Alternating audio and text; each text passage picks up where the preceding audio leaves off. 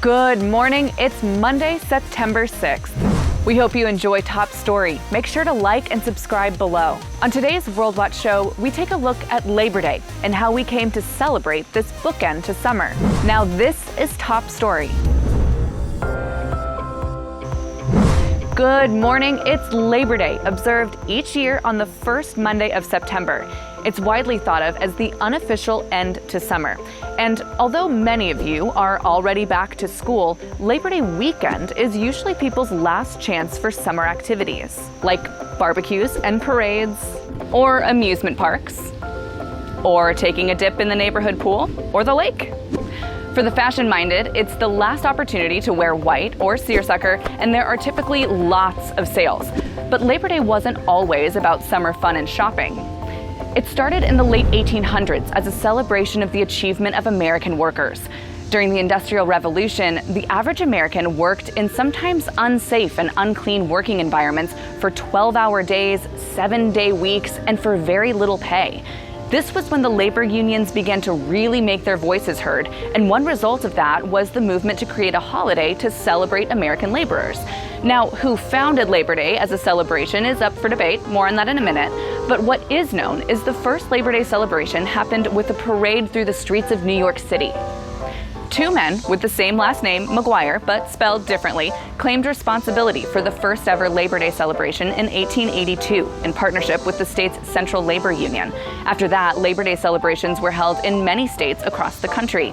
12 years later, Congress passed legislation making the first Monday in September a federal holiday for workers.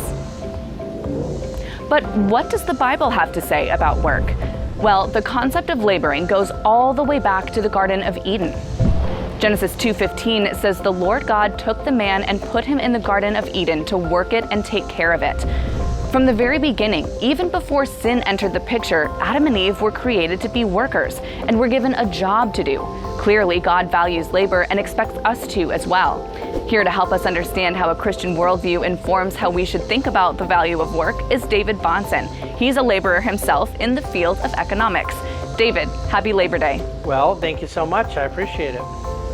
David, from your perspective as a Christian economist, how does the Christian worldview emphasize the importance of work? Well, I think that what is unique to the Christian worldview when we think about work is that it was instituted in creation. And so there's a theology of work that is not necessarily shared in the rest of the world.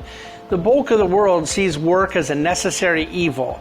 They see work as something one has to do in order to make a living, and therefore the contest, so to speak, ends up being finding the work you're going to enjoy the most, find the work that's going to pay you the most, but it always is disconnected from that fundamental foundation that in fact we were created to work, and that our God, being a worker, making us in His image, asked us to be a co-creator with Him. He gave us a dignity that mirrors the image that He has, and us as co-image bearers are now responsible to steward the earth, to have dominion over the earth, and that in fact work was created to be a great blessing in our lives and is existential to our mission here on earth. And how does the Christian worldview make your economic views different from those of any other economist?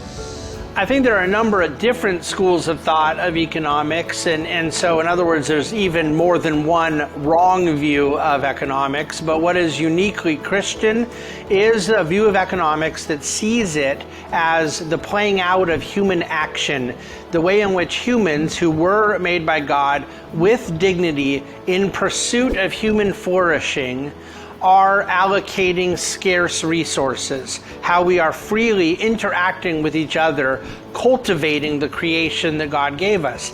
Well, I just said 4 or 5 things there that when stripped from a Christian understanding mean something very different.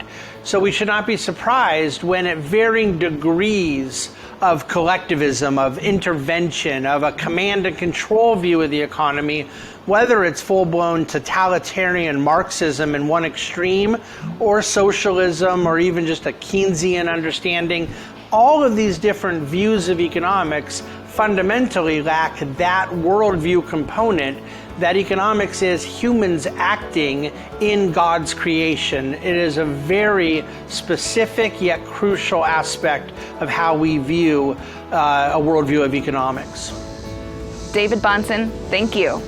Well, thank you for having me.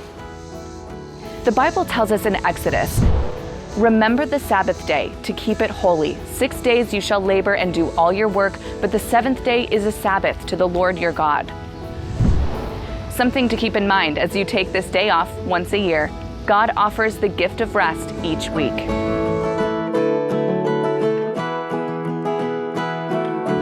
Make sure to check out the full site at worldwatch.news. You can try out the show free for a month. We wish you a pleasant holiday, and remember, whatever the news, the purpose of the Lord will stand.